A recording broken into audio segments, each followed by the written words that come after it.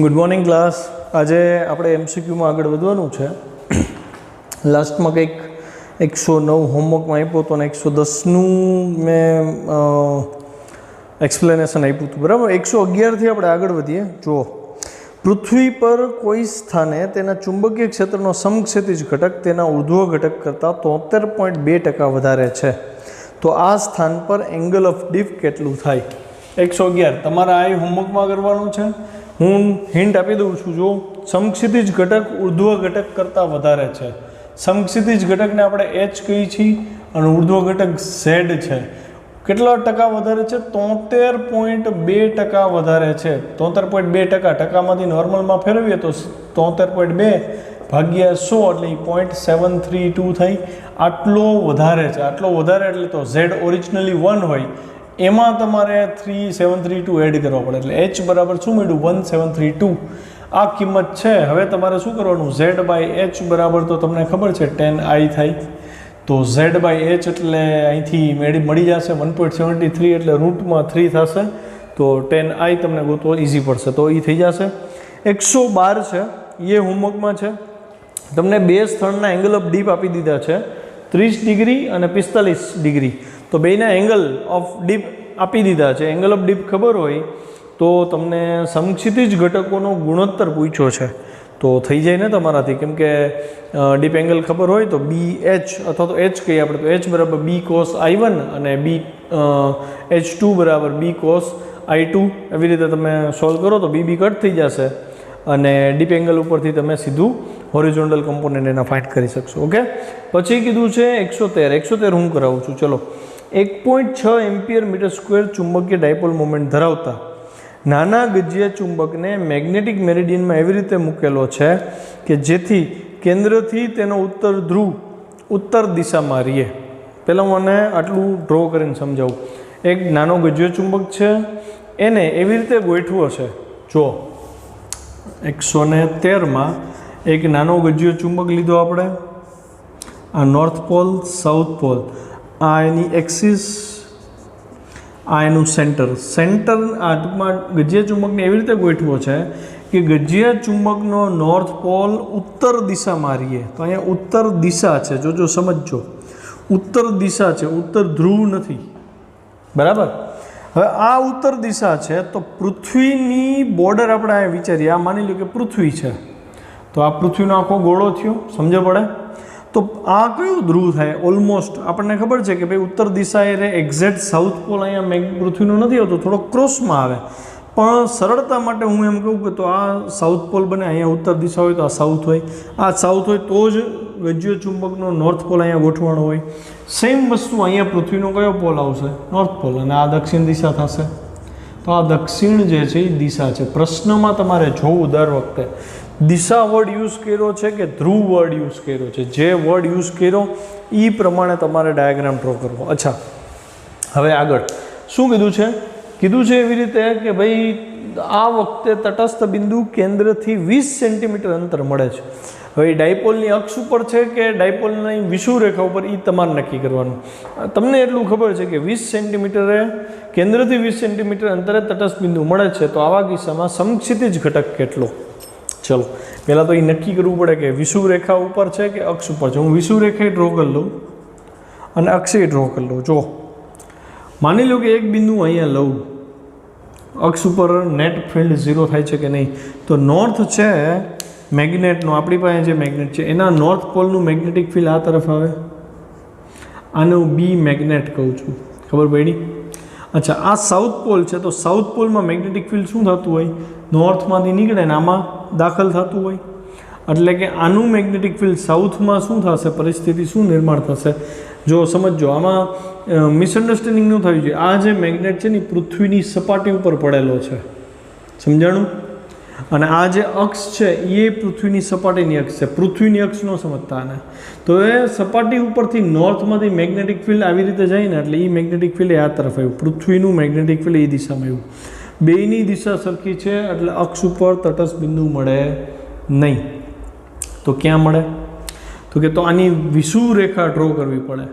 આની વિષુવરેખા તમે ડ્રો કરો તો જો નોર્થમાંથી મેગ્નેટિક ફિલ્ડ આમ આવે છે, આની વિષુવરેખા તમારે આમ ઇમેજિન કરવી પડે. નોર્થમાંથી મેગ્નેટિક ફિલ્ડ આમ આવ્યું અને આ નોર્થનું મેગ્નેટિક ફિલ્ડ અહીંયાથી આમ જાય છે. થયા બે વિરુદ્ધ દિશામાં. બે વિરુદ્ધ દિશામાં છે તો અહીંયાથી 20 સેન્ટીમીટર અંતરે હવામાં એક એવું બિંદુ મળે જે તટસ્થ બિંદુ છે. વિષુવરેખા લઈને તમારે કરવું પડે. એટલે હું એ બિંદુ અહીંયા ધારી લઉં તો આ નોર્થ પોલનું મેગ્નેટિક ફિલ્ડ આ તરફ આવ્યું. આને હું BM કહી દઉં, મેગ્નેટનું મેગ્નેટિક ફિલ્ડ છે. અને જે પૃથ્વી છે એનું જે મેગ્નેટિક ફિલ્ડ નીકળશે એ તમને આવી રીતે મળશે. તો એને હું અહીંયા દર્શાવું BE થી. જો આ બે ઇક્વલ એન્ડ ઓપોઝિટ થાય તો આ બિંદુ તટસ્થ બિંદુ બને. તો અહીંથી આ અંતર તમને 20 સેન્ટીમીટર આપ્યું છે. પણ તમને એક વસ્તુ તો ક્લિયર થઈ ને કે આ હોરિઝોન્ટલ કમ્પોનન્ટ જ થશે, કેમ કે જમીનની સપાટી આ મેગ્નેટ જમીન ઉપર પડ્યું છે અને આ એને પેરેલલ છે, એટલે આ જ હોરિઝોન્ટલ કમ્પોનન્ટ થયો ને આપણો. એનો મતલબ તમને ખબર પડી કે BM બરાબર શું થયું? H થયું. H તમારે એટલે કે હોરિઝોન્ટલ કમ્પોનન્ટ ગોતવાનો હતો. BM જોઈએ છે. મારે અહીંયા વિષુવરેખાનો ઉલ્લેખ કેમ કરવો પડ્યો? તટસ્થ બિંદુ ક્યાં છે એનો ઉલ્લેખ કેમ કરવો પડ્યો? તો કે વિષુવરેખા ઉપર તટસ્થ બિંદુ છે એ અંતર તમને 20 સેન્ટીમીટર આપ્યું. તો વિષુવરેખા પર r અંતરે નાનો મેગ્નેટ કીધો છે એટલે μ0/4π × m/r³ થાય. સમજ્યા પડી? μ0/4π × m/r³ થયું is equal two H fine કરવાનો છે. હવે તમે જુઓ રકમ ચેક કરો. m આપી દીધું છે, પછી અંતર આપી દીધું છે, μ0/4π ની કિંમત ખબર છે, તો H તમને મળી જ જાય ને. તો આ તમારે જાતે પૂરો કરવાનો છે. ઓકે, ચલો 114 છે એ હોમવર્ક છે. તમને કીધું છે પૃથ્વીના ચુંબકીય વિષુવવૃત્ત પર કોઈ સ્થળે ચુંબકીય ક્ષેત્ર 0.4 × 10⁻⁴ ટેસ્લા છે. વિષુવવૃત્ત કીધું અને ચુંબકીય ક્ષેત્ર આપી દીધું છે. તો પૃથ્વીની ચુંબકીય ડાયપોલ મોમેન્ટ શોધો. પૃથ્વીની ત્રિજ્યા આપી દીધી છે 6400 કિલોમીટર. હવે આ ડાયપોલ મોમેન્ટને ચુંબકીય ક્ષેત્ર ખબર હોય, વિષુવવૃત્ત ઉપર છે, તો ડાયપોલ મોમેન્ટ શોધવી કંઈ અઘરી વસ્તુ નથી. એ તમારે જાતે કરવાનું રહેશે. બરાબર? ઓકે, હવે આગળ છતાં 114માં એટલું કહું કે વિષુવરેખા કીધી છે તો અહીંયા પૃથ્વીના મેગ્નેટની વિષુવરેખા થઈ એટલે અહીંયા વિષુવરેખાવાળું સૂત્ર લેવું કે અક્ષવાળું સૂત્ર લેવું એ તમે નક્કી કરો. એટલે B બરાબર μ0/4π × m કે 2m નક્કી કરો. ડાયાગ્રામ ડ્રો કરશો તો જ ખબર પડશે કે એ વિષુવરેખાનું છે કે અક્ષનું છે. અને /r³ થશે એટલે તમને એમાં mની કિંમત મળી જશે અને એમ જ તમારે ગોતવાનો છે. અને r ની વેલ્યુ તો તમને ખબર છે 64 કિલોમીટર થશે. પછી 115, તો એક ગજ્ય ચુંબકને તેનો દક્ષિણ ધ્રુવ ભૌગોલિક ઉત્તર ધ્રુવ તરફ રહે તેમ કીધો છે. 115 હું હિન્ટ આપું છું, કરવાનો તમારે છે. 115 આ ગજ્ય ચુંબક છે, એનો નોર્થ પોલ છે ને આ એનો સાઉથ પોલ છે. તમને કીધું છે ગજ્યા ચુંબકનો દક્ષિણ ધ્રુવ ભૌગોલિક ઉત્તર તરફ રાખવાનો છે. આ દક્ષિણ ધ્રુવ છે અને એને રાખવાનો છે ભૌગોલિક ઉત્તર. એટલે આ ભૌગોલિક ઉત્તર છે. ભૌગોલિક ઉત્તર એટલે પૃથ્વીનો શું થાય? સાઉથ. અને અહીંયા પૃથ્વીનો શું થાય? નોર્થ. આવું થયું. તો આવા કિસ્સામાં ચુંબકની લંબાઈ તમને આપી છે 20 સેન્ટીમીટર અને ચુંબકના કેન્દ્રથી 40 સેન્ટીમીટર અંદર તટસ્થ બિંદુ છે. અહીં તમારે નક્કી કરવું પડશે કે તટસ્થ બિંદુ ક્યાં આવશે, વિષુવરેખા પર કે પછી અક્ષ ઉપર. તો જો અહીંથી મેગ્નેટિક ફિલ્ડ આનું આમ નીકળે છે અને આ નોર્થ છે એટલે નોર્થનું મેગ્નેટિક ફિલ્ડ આમ નીકળે એટલે એના ઓપોઝમાં આવ્યું એટલે તટસ્થ બિંદુ તમને અહીંયા મળે અથવા તો અહીંયા મળે. તો અહીંથી સેન્ટર આ છે તો આ અંતર તમને 40 સેન્ટીમીટર આપ્યું છે અને અહીંથી આ જે લંબાઈ છે એ 20 સેન્ટીમીટર આપી. ચુંબકની લંબાઈ આપી દીધી છે, તટસ્થ બિંદુનું અંતર આપી દીધું છે અને મેગ્નેટિક ફિલ્ડનો હોરિઝોન્ટલ કમ્પોનન્ટ પૃથ્વીનો 3.2 × 10⁻⁵ ટેસ્લા આપ્યું. તો ધ્રુવમાન શોધવાનું છે. અક્ષનું સૂત્ર આવે ને અહીં એક વસ્તુ તો ક્લિયર થઈ, BM બરાબર H થશે.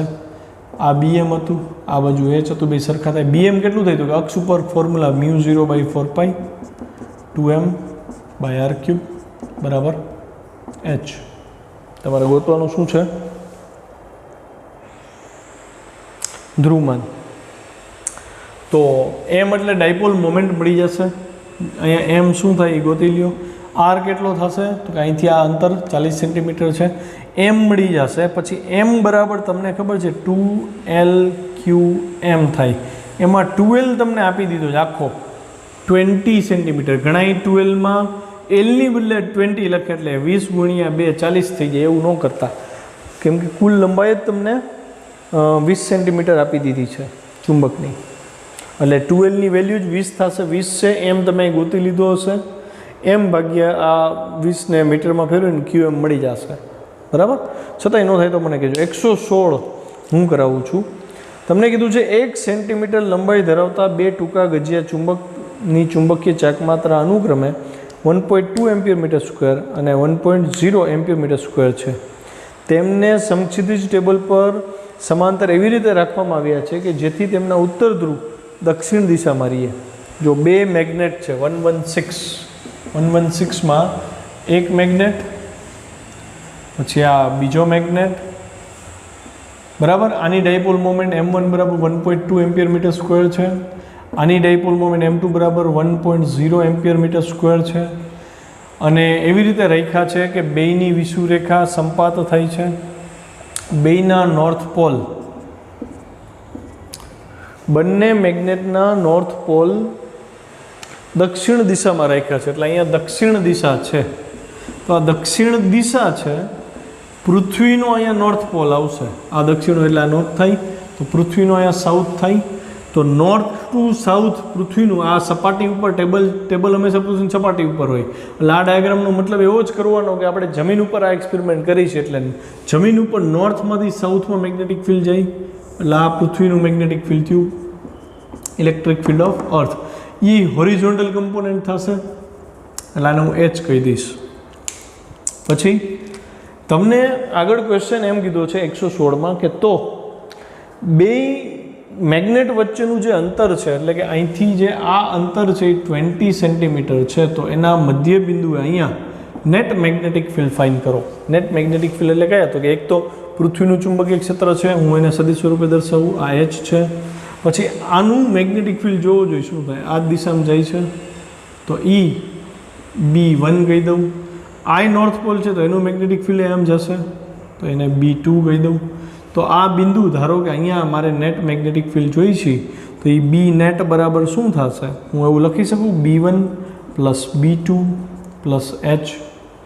તો હવે B1 જુઓ, B1 છે એ આના વિષુવરેખા ઉપર છે, અહીંથી આ અંતર 10 સેન્ટીમીટર આપ્યું છે તમને, તો μ0 M1 4π અને અહીંયા R નો ક્યુબ, R બે માટે આ 10 છે, આ 10 છે, કેમ કે ટોટલ 20 છે, પ્લસ μ0 M2 4π R ક્યુબ અને પ્લસ Hની વેલ્યુ રકમમાં આપી દીધી છે.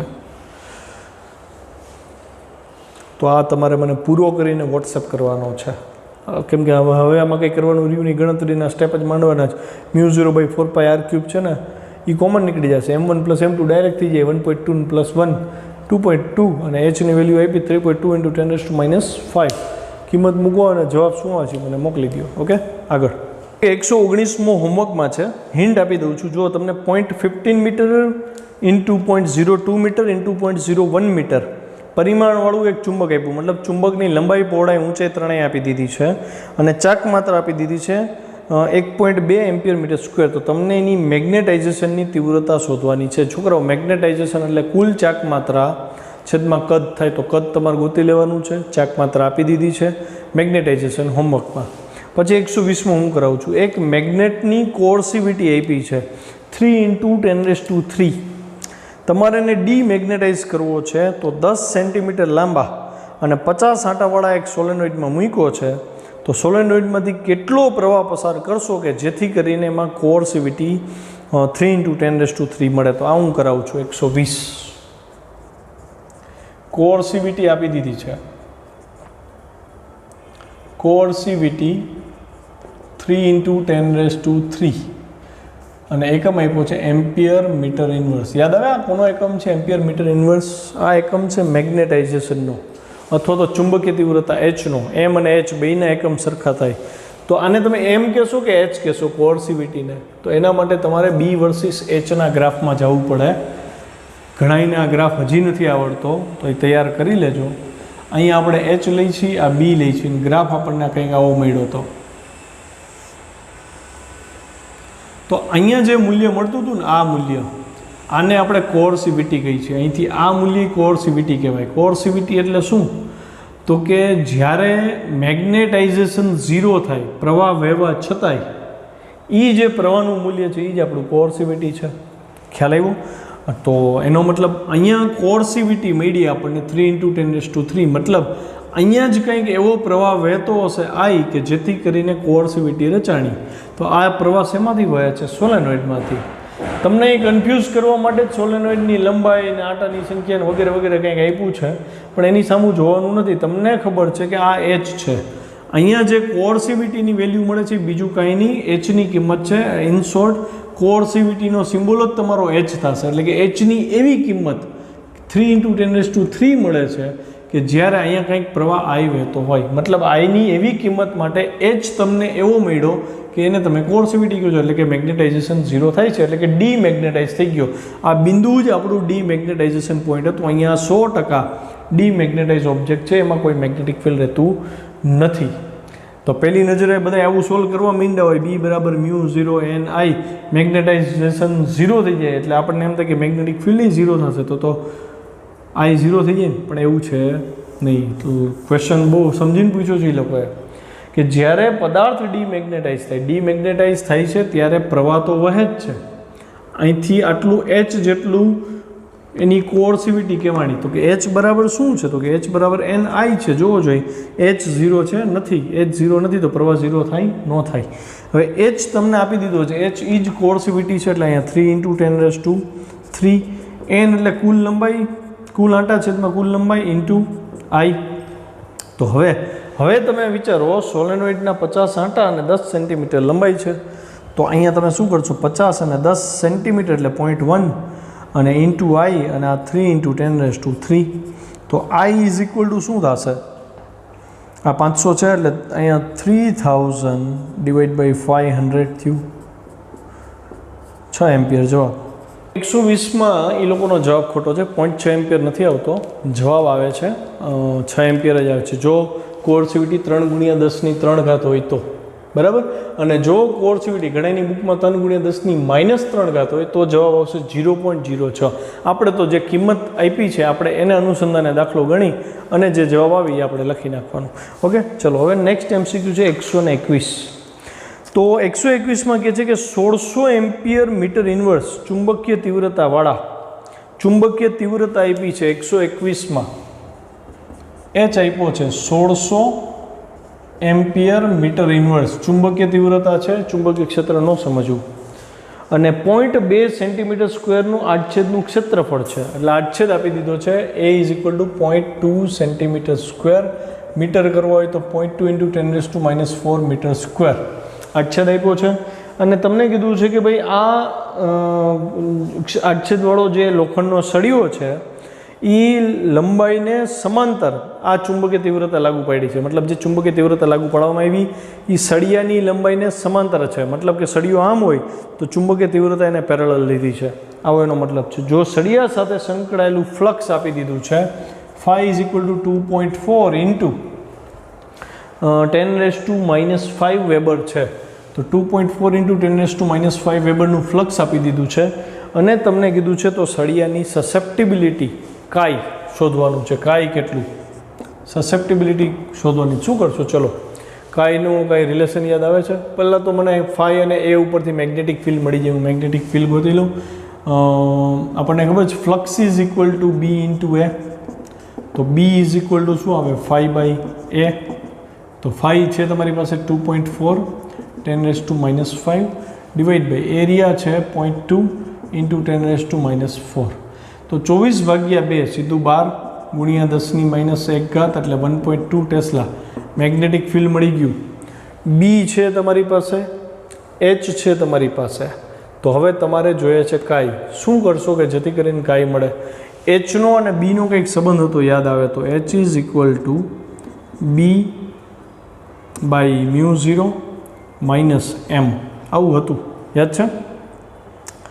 તો M છે એ આપણું મેગ્નેટાઇઝેશન છે તમારી પાસે. એટલે હું અહીં લખું છું 1600.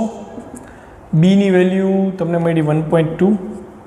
અહીંયા μ0 એટલે 4π × 10⁻⁷ અને -m.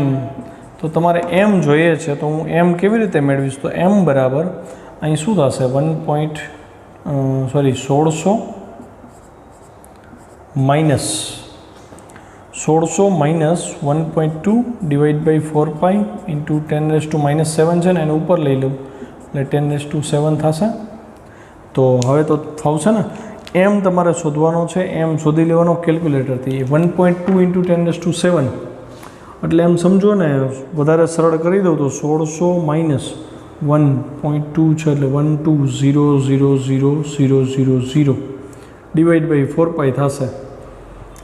આનો ભાગાકાર કરજો, જવાબ તમારો એમનો ઋણમાં આવશે. 1600માંથી મોટો આંકડો બાદ થશે. એ જે કંઈ જવાબ આવે એ એમ મળી ગયો, એચ આપી દીધો જ તમને. તો કાઈ બરાબર કરવાનું શું રહ્યું હોય તમારે? Chi is equal to M by H કરો એટલે તમને જવાબ મળી જશે. જો આ રીતે એમ ન મળે તો મને ફોન કરજો, એટલે હું તમને એનું સોલ્યુશન આપીશ કે ભાઈ આમાં કંઈ ભૂલ છે કે શું, ખબર પડે આપણને. ઓકે,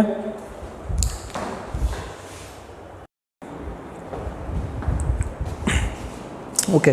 122મો MCQ હોમવર્કમાં આપું છું.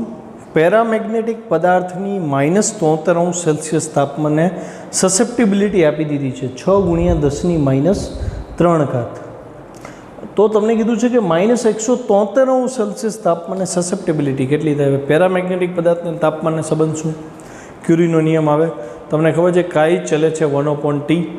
બસ, તો કાઈ ચલે છે 1/T. તમને બે તાપમાન આપ્યા છે, એક કાઈની વેલ્યુ આપી દીધી તો બીજા કાઈની વેલ્યુ મળી જાય ને, Ki1/Ki2 બરાબર T2/T1 થઈ જશે. પછી 123મો તમને કહે છે કે એક નળાકાર સળિયાના રૂપમાં ચુંબકની ચુંબકીય લંબાઈ 5 સેન્ટીમીટર ને વ્યાસ 2 સેન્ટીમીટર, મતલબ એક નળાકાર ચુંબક છે, એની લંબાઈ છે, વ્યાસ છે, કદ મળી જાય બરાબર. અને કીધું છે કે તેનું નિયમિત મેગ્નેટાઇઝેશન આપી દીધું છે 4 × 10⁻³ તો ડાયપોલ મોમેન્ટ ગોતવાની છે. જો મેગ્નેટાઇઝેશન છે, કદ મળે એમ છે અને ડાયપોલ મોમેન્ટ શોધવાની છે, તો ત્રણેયનો સંબંધ શું? તો કે મેગ્નેટાઇઝેશન બરાબર કુલ ડાયપોલ મોમેન્ટ છે, એમાં કદ ડાયપોલ મોમેન્ટને કરતાં બનાવી લો, થઈ જશે, સહેલો છે. 124મો હું કરાવું છું. એક ચુંબકીય સોયને મેગ્નેટિક મેરિડિયનને લંબ સમતલમાં ઉર્ધ્વ દિશામાં રાખી તો એનો આવર્તકાળ 2 સેકન્ડ મળ્યો. પછી કહે છે કે આ સોયને સમક્ષિતિજ સમતલમાં રાખો તો આવર્તકાળ પાછો 2 સેકન્ડ મળે છે. તો તમને એમ કહે છે કે તો એ જગ્યાએ એંગલ ઓફ ડીપ કેટલો આવશે? હવે આ કેવો ક્વેશ્ચન છે ખબર છે? આને ગણતરી કરવા કરતાં ઇમેજિન કરીને કરો ને તો વધારે મજા આવશે. ગણતરી તો કરશે જ, પણ પહેલાં ઇમેજિનેશન જોઈએ. માની લો કે સામે નોર્થ પોલ છે, આ સાઉથ પોલ છે, તો મેગ્નેટિક મેરિડિયન આમ થયો, ચુંબકીય ઉત્તર, ચુંબકીય દક્ષિણ, કોનો? પૃથ્વીનો બરાબર. તો નોર્થ સાઉથ છે એટલે એક દિવાલ ઇમેજિન કરો આવી રીતની, આપણો મેગ્નેટિક મેરિડિયન થયો. તમને કીધું છે રકમમાં કે મેગ્નેટિક મેરિડિયનને લંબ સમતલ વિચારો, તો આ દિવાલ જે છે એ જ આપણે મેગ્નેટિક મેરિડિયનને લંબ સમતલ થયું. આ સમતલમાં તમારે હુકા યંત્રને શિરોલંબ સોય રીએ ને એવી રીતે ગોઠવવાનું છે. મતલબ કે 124 હતો લગભગ જે હોય જોશી, પછી શિરોલંબ રીએ એવી રીતે સોયને ગોઠવવાની છે. એટલે સોયને તમે આવી રીતે ગોઠવશો.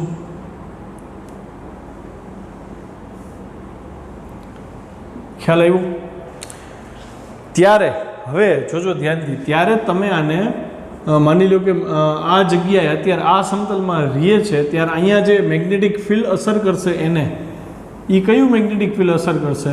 તો કે પૃથ્વીના ચુંબકીય ક્ષેત્રનું શિરોલંબ જે ઘટક છે, ઝેડ ઘટક જે છે એ આને અસર કરશે. હવે તમને એમ કહે છે કે આનો આવર્તકાળ, એટલે કે આ સમતલમાં જો સોયને શિરોલંબ ગોઠવીએ તો આનો આવર્તકાળ 2 સેકન્ડ છે. મતલબ કે જો તમે સોયની થીટા જેટલું ભ્રમણ કરાવ્યું સોયને આવી રીતે, સમજ પડે છે ડાયાગ્રામ? જો સોયને તમે આવી રીતે ભ્રમણ કરાવો, અહીંથી આમ કરાવો, તો આની ઉપર એક ઝેડ ઘટક લાગતો હોય, એક ઘટક આની ઉપર લાગશે, એટલે આ બળને લીધે સોય પાછી મૂળ સ્થિતિમાં આવી જાય, એટલે કે ટોર્ક જનરેટ થાય બરાબર છે. તો હવે સરળાવત ગતિ થાય ને, માની લો કે સોય આમ છે, તમે એને ખસેડીને આમ મૂકશો તો સોય આવી રીતે સરળાવત ગતિ કરીને પછી સ્થિર થઈ જશે. તો એ સરળાવત ગતિનો ટાઈમ પીરિયડ T, સમીકરણ આપણું ખબર છે 2π √I/m b થાય, હા કે ના? એ તમને આપી દીધો છે 2 સેકન્ડ છે, પણ હું અહીંયા મેગ્નેટિક ફિલ્ડને બદલે ઝેડ ઘટક લખીશ ને, કેમ કે સિરોલમ ઘટક છે, સોયને સિરોલમ ગોઠવી છે, તો એને જે મેગ્નેટિક ફિલ્ડ અસર કરે છે ને એ ઝેડ વાળું અસર કરે છે. આટલું ક્લિયર. હવે તમને એમ કહે છે કે મેગ્નેટિક મેરિડિયન ઈ જ, એને લંબસમતલે ઈ જ, પણ સોયને તમારે આ વખતે હોરિઝોન્ટલ રાખવાની છે. આ વર્ટિકલ રાખી હતી, હવે સોયને તમારે હોરિઝોન્ટલ રાખવાની છે. તો હું સોયને હોરિઝોન્ટલ સેટ કરું છું. ખબર પડી? હવે તો કે અહીંયા આ સમતલમાં મેગ્નેટિક ફિલ્ડનો કયો ઘટક ભાગ ભજવશે? તો કે હોરિઝોન્ટલ કમ્પોનન્ટ, એટલે કે H ભાગ ભજવે. હવે જો હું સોયને અહીંયા ભ્રમણ કરાવું તો પરિસ્થિતિ શું થશે? તો સોય પાછું આમ આવર્તન પામશે. અહીંયા એક ચુંબકીય બળ લાગે, અહીંયા એક ચુંબકીય બળ લાગે, તો સોયનું આવર્તન આમ થશે. એટલે વળી આનો ટાઈમ પીરિયડ આપણને મળશે. હું આને T1 કહી દઉં. તો આ કિસ્સામાં અહીંયા આવી રીતે હતી અને તમે એને ડિસ્ટર્બ કરશો તો એ આવી રીતે સરળાવત ગતિ કરી અને એનો ટાઈમ પીરિયડ તમને ફરીથી મળશે 2π√I/m, અને બીને બદલે કોણ છે અહીંયા H. આવું થાય. તો બેના ટાઈમ પીરિયડ 2 સેકન્ડ છે, એટલે આના બરાબર 2 સેકન્ડ થાય. તો તમને પૂછ્યું છે શું? તમને કીધું છે કે આ બોર્ડ મતલબ આ જે જગ્યા છે જમીનની, ત્યાં એનો ડીપ એંગલ ફાઇન્ડ કરવાનો કીધું. તો ડીપ એંગલ માટે તમારે ઝેડ અને H ઘટક જોઈજો, બે છે, અને બેના ટાઈમ પીરિયડ તો સરખા છે, એટલે બેના ટાઈમ પીરિયડ સરખા, તો હું આ બેન સરખાવી શકું. બેને સરખાવવા જતાં શું મળે જોવો જોઈએ ધ્યાનથી. 2π cut, I cut, m cut, તો Z બરાબર H થાય ને. બેને સરખાવ્યા 1 અને 2, આને કીધું સમીકરણ 1, આને કીધું સમીકરણ 2. તો 1 તથા 2 પરથી Z બરાબર H આપણને ખબર છે tan I angle of deep માટે tan I બરાબર Z/H થાય, પણ બે સરખા છે એટલે બરાબર 1 થાય. તો I બરાબર મને મળે છે 45 ડિગ્રી. જવાબ ચેક કરીએ આપણે. 124 સી ઓપ્શન આવ્યો. ડન, આવી ગયો 45 ડિગ્રી. હવે 125મો જોઈ લઈ. તમને કહે છે કે એક ચુંબકને પૃથ્વીના ચુંબકીય ક્ષેત્રમાં સમક્ષિતિજ રીતે લટકાવ્યું છે. જ્યારે તેને સમક્ષિતિજ સમતલમાં દોલન કરવામાં આવે ત્યારે તેનો આવર્તકાળ T મળે છે. આ ચુંબક સાથે તેના જેટલી જ જડત્વની ચાક માત્રા ધરાવતા લાકડાના ટુકડાને જોડવામાં આવે તો તંત્રનો આવર્તકાળ કેટલો થાય? આ ડાયરેક્ટ થઈ જાય એવો MCQ છે. 125 જો અહીં આ દોરી છે, અહીંયા એક મેગ્નેટ લટકાવી દીધું છે. તો તમને કહે છે કે ભાઈ આનો આવર્તકાળ T બરાબર શું થાય? 2π √I/mb થાય. આ બી એનું મેગ્નેટિક ફિલ્ડ છે પૃથ્વીનું. આ તો ઠીક છે, ઓકે, સમજ્યા. ચલો, હવે તમને એમ કહે છે કે જો આની ઉપર તમે એક લાકડાનો ટુકડો બાંધી દો તો નવો ટાઈમ પીરિયડ શું થાય? તો કે જો લાકડાનો ટુકડો બાંધો ને એટલે આની ઉપર જે મેગ્નેટિક ફિલ્ડ લાગે છે, જે મેગ્નેટિક ફોર્સ લાગે છે, એમાં કંઈ ફરક પડતો નથી, કેમ કે લાકડાને મેગ્નેટ હારે કાંઈ લેવા દેવા નથી. એટલે મેગ્નેટિક ફોર્સ તો એટલું જ લાગશે. બદલાય છે શું? તો કે પહેલાં એકલા મેગ્નેટની ઝડપની ચાક માત્રા આવતી હતી. હવે લાકડાનો ટુકડો પ્લસ મેગ્નેટ બેયની ઝડપની ચાક માત્રા લેવી પડશે. રકમમાં કીધું છે બેયની ઝડપની ચાક માત્રા સમાન છે, તો બેય જોઈન્ટ કરી દીધા એટલે ઝડપની ચાક માત્રા ડબલ થાય. એટલે અહીં શું આવશે? 2π × 2I/mb. તમને T' ગોતવાનું કીધું હતું, તો હું આનો નાનો ગુણોત્તર લઈ લઉં તો T'/T બરાબર શું થાય? જો 2π કટ થઈ ગયા, અહીંયા શું આવે? તો કે T'ની વેલ્યુ 2I/mb ગુણ્યા T છેદમાં છે, એટલે અહીંયા mb ના છેદમાં I. તો I mb કેન્સલ, તો વધ્યા √2. તો T' બરાબર જવાબ મળે છે √2T. થઈ ગયો સોલ્વ. 125મો.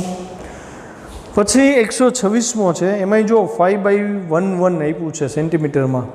એવો એક લોખંડનો સળિયો છે, મતલબ લંબાઈ છે 8 છે, પહોળાઈ છે અને ઊંચાઈ છે. તો તમને આમાંય કદ મળી જાય.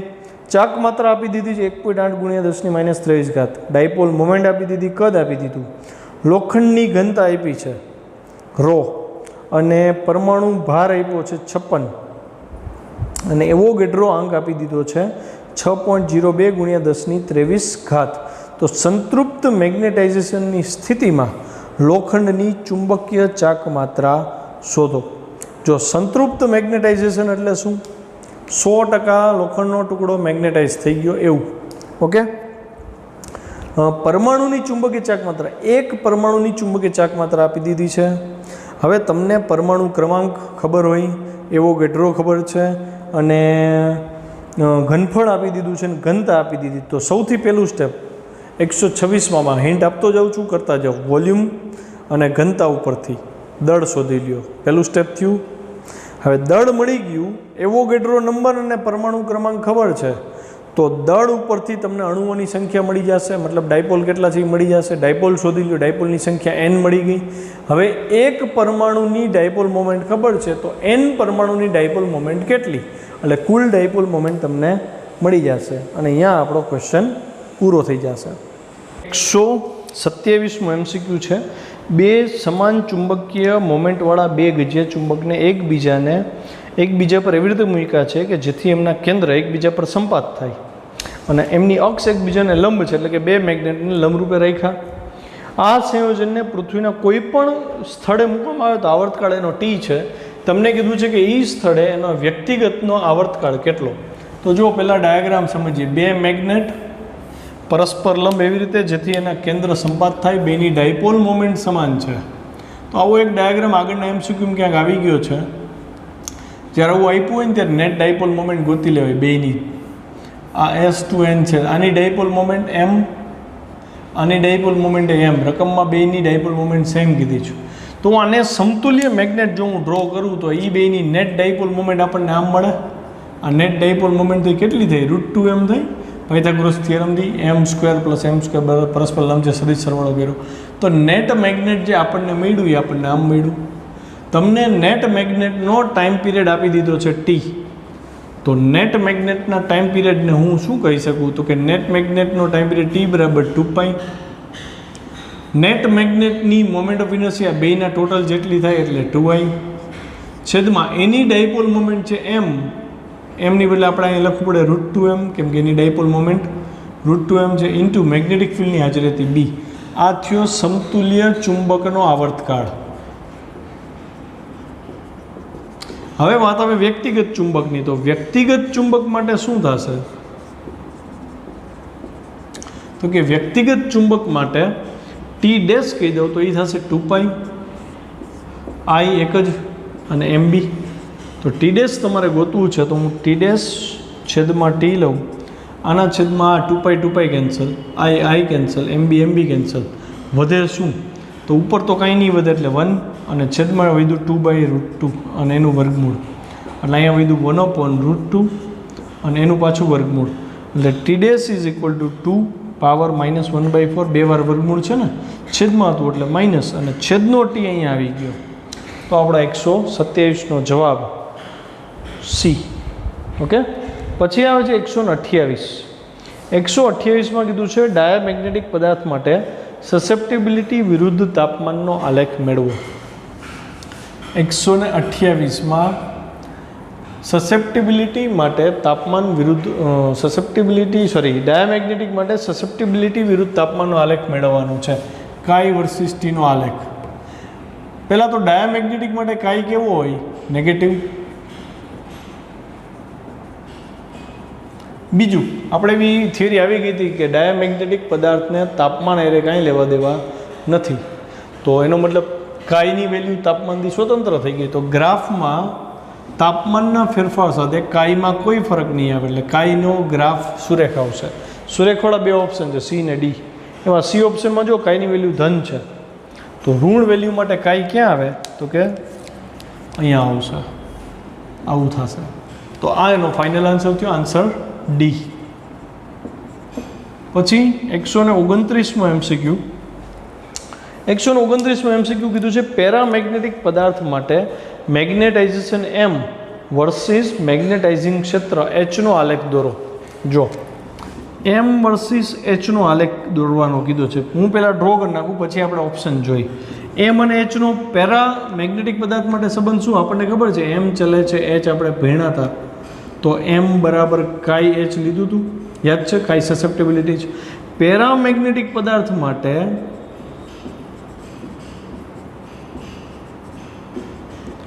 કાઈ કેવો છે? તો કે ધન.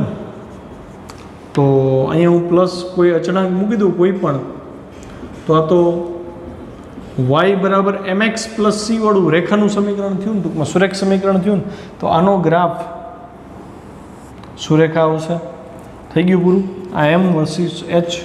તો સુરેખ હોય એવા એમાં જો ગ્રાફમાં જોઈએ ને તો એક એ ઓપ્શન છે અને એક નીચેનો ઓપ્શન છે ઈ. પણ ઈમાં અહીંયા જો વિચારીએ તો આનો ઢાળ કેવો થાય? ઋણ. એટલે કે કંઈ ઋણ થઈ જાય તો આ ગ્રાફ ચાલે નહીં. એટલે સાચો આન્સર શું ગણાય? એ ઓપ્શન આપ્યો છે. શેમાં? એમાં જ આપ્યો છે. ઓકે, તો 129 થઈ ગયું. હવે છોકરાઓ 130મો MCQ તમારા હોમવર્કમાં કરવાનો છે. ક્યુરીના નિયમની મદદથી થઈ જશે. સીધો ઢાળ જ શોધવાનો છે. ઓકે, અહીંયા પૂરું કરીએ.